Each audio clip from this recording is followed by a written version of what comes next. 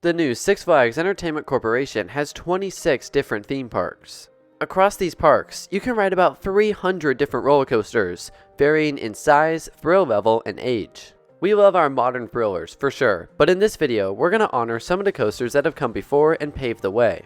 So without further ado, this is the oldest coaster at every Six Flags park that still operates to this day. California's Great America, Demon, opened in 1976. This was an opening day attraction for what was then Marriott's Great America.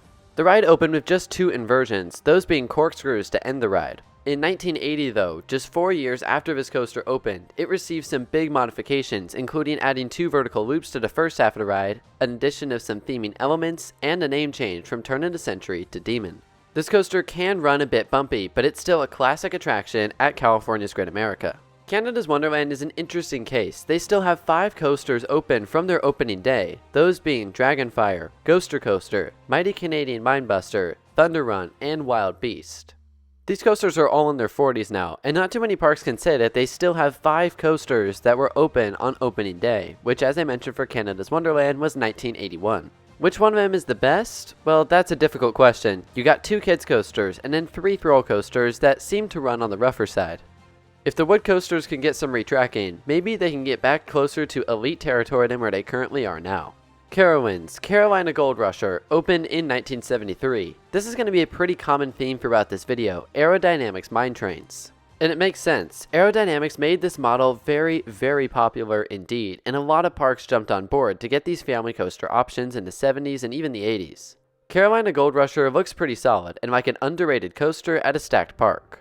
Cedar Point, Blue Streak, opened in 1964. This is a classic wooden coaster, and not the last one we'll see today. I know Mean Streak has been RMC'd into Steel Vengeance, but I'm still kinda surprised that this is the only wooden coaster that Cedar Point currently has. As you might imagine, it's not a stat monster. Most of the coasters in this list aren't exactly stat monsters. It's only 78 feet tall, and it only has 2,500 feet of track. But with a 40-mile-an-hour top speed and some airtime pops, it looks like a fun coaster.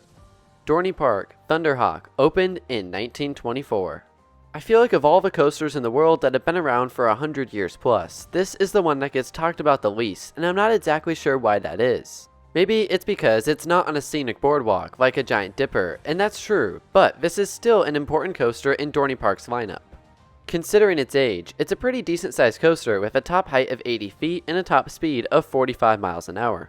And while it can get buried in the lineup, when you're at Dorney Park, give this classic coaster a ride. Frontier City, Wildcat, opened in 1991. This coaster is certainly a bit newer than the last couple. It's similar in size though, standing at 75 feet, and it was built by National Amusement Devices Company. This is still one of the better rides at Frontier City, and while this Six Flags park often gets forgotten about, I hope they get some new investment in their near future, especially in the coaster department, because they could definitely use it. King's Dominion, Woodstock Express, 1974. This is a family-friendly wooden coaster, and not the last Woodstock Express we'll see. It only stands 35 feet in the air, and in some senses, it's a predecessor to the Gravity Group family wooden coasters that we see today. That's almost more of a much more modern and definitely more thrilling take on these classic coasters. Kings Island, Woodstock Express, and The Racer. They both opened in 1972.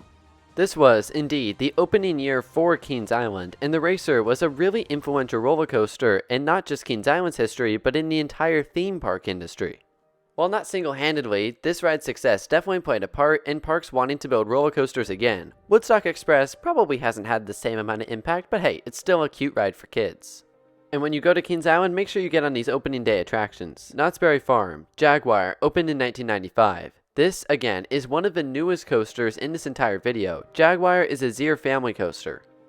The ride itself is enjoyable enough for all ages, but it doesn't really feature any standout elements. It mostly serves as an observation attraction, more of a high-speed monorail, as you take a view of that side of the park. And for visuals, this coaster is excellent. If you want to get views of some of the park's other rides and coasters, this is the family coaster for you.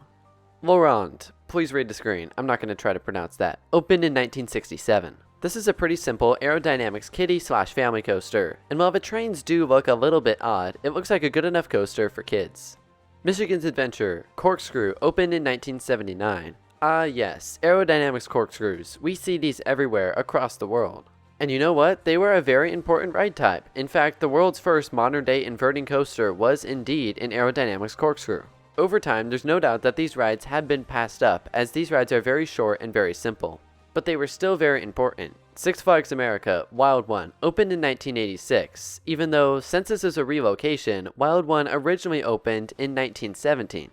At that time, this coaster opened at Paragon Park as Giant Coaster, and I tell you one thing, for a ride that originally opened in 1917, it's pretty impressive. 4,000 feet of track, a height of 98 feet, and a speed of 53 miles an hour, and from what I hear, it's still running pretty well.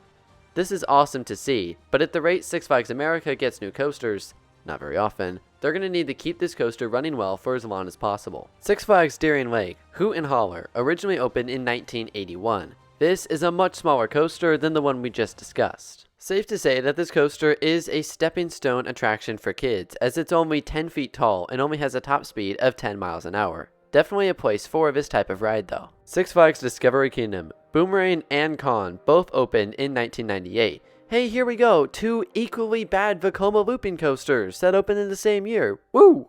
It's true, and as I'm going to outline in a future video about how to transform Six Flags Discovery Kingdom, these coasters definitely could go. Now off-ride they look great, even enticing, but that's all a part of the trick. Once you board these torture devices, there's no turning back. No matter how hard you try, or how much you scream, only the sweet squeak of the brake run can save you from a ride of misery and pain. But by then it's too late. You already have a screaming headache, and with blurred vision and a dazed expression, you exit the coaster, never to return. This video is brought to you by Advil.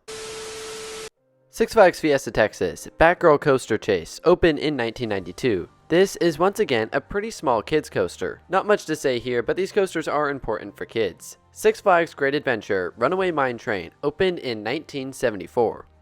This Aero Mine Train looks pretty fun. It's got a nice terrain-based layout, and while it isn't too thrilling, it does have a nice turn over the water to end the experience. These Aero Mine Trains, if they're kept up well, can be great coasters for the entire family, despite their age. Six Flags Great America Demon and Wizard opened in 1976. This was the sister park of California's Great America back in 1976. They were both Marriott's Great America. As such, they opened with very similar attractions. These included the Aerodynamics Looping Coaster, along with the Schwarzkopf Family Coaster, which is still open in Illinois as Wizard to this day. Demon, once again, has 4 inversions, and is basically the exact same ride as the one in California. I'm not sure which of these runs better though. If you've ridden both Demons at the Great America parks, let me know down below. Which one's better? Six Flags Great Escape Steamin' Demon opened in 1984. Ah yes, here is yet another aerodynamics roller coaster. There have been plenty today. Steamin' Demon is another pretty traditional roller coaster. It's one of their corkscrew models. It's once again pretty simple. Drop, loop, turn into the 2 corkscrews, and turn into the brake run. It is 41 years old, but unfortunately I've heard that this coaster is running on the rougher side. Hopefully they can smooth it out and give it some better maintenance in the next few years. Six Flags Magic Mountain Gold Rusher and Magic Flyer both opened in 1971. These 2 coasters are the only ones left from the park's opening year in 71. And actually, they were the only 2 coasters to open in that opening year. Between the 2, the star is of course Gold Rusher. This is a really nice aerodynamics mine train, taking advantage of the terrain really well, having 2 lift hills, and having a nice helix finale. Six Flags Mexico Tsunami opened in 1981. This is another kids coaster, this time being a Zier Tivoli, and it looks to be a pretty nice ride for kids. Six Flags New England Thunderbolt originally opened in 1941. Of all the coasters at Six Flags New England, this is definitely the one with the most classic feel. It's not nearly as thrilling as some of the other wooden coasters we talked about, like Wild One at Six Flags America. Thunderbolt has a top speed of just 40 miles an hour and a top height of 70 feet. But for that reason, this is a great in-between coaster. It's not quite a kids coaster, but it's certainly not quite a thrill coaster. Guests have been enjoying this one for almost 90 years. Six Flags Over Georgia Dahlonega Mine Train originally opened in 1967. This is the first of a run of 3 aerodynamics mine train coasters. Like many other aero mine trains and mine train coasters in general, this ride has a nice setting. This ride only reaches speeds of 29 miles an hour, but it's got decent length as it has 2,300 feet of track and 3 different lift hills throughout the experience. Six Flags Over Texas Runaway Mine Train originally opened in 1966. Despite being a year older, this coaster is a little bit bigger. It also features 3 lift hills, along with 2 tunnels.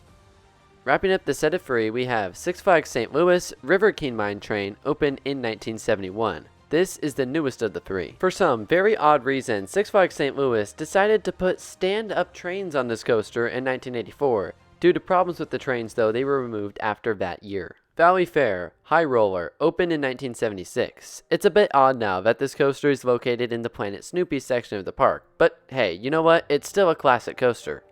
This coaster will celebrate its 50th anniversary next year, and as I've commented with a couple other parks in this video, Valley Fair really needs to keep this thing running as well as they can for as long as possible, because they very rarely get new coasters. Their last one was in 2007. It's still a very big part of their lineup.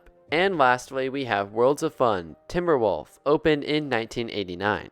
This is one of the coasters built by the much made fun of and much hated DIN Corporation, but I actually heard that this one's not too bad. It looks to have a decent enough layout, as you drop 95 feet into a top speed of 53 miles an hour across 4,200 feet of track. And when push comes to shove, this might just be the best coaster the DIN Corporation ever built. So there you have it, the oldest operating coaster at every single Six Flags Entertainment Corporation theme park. Let me know what you think of these coasters down in the comment section below, and of all of them, which is the best? And if you enjoyed it, please consider subscribing to the channel down below. And if you don't, you have to write an SLC.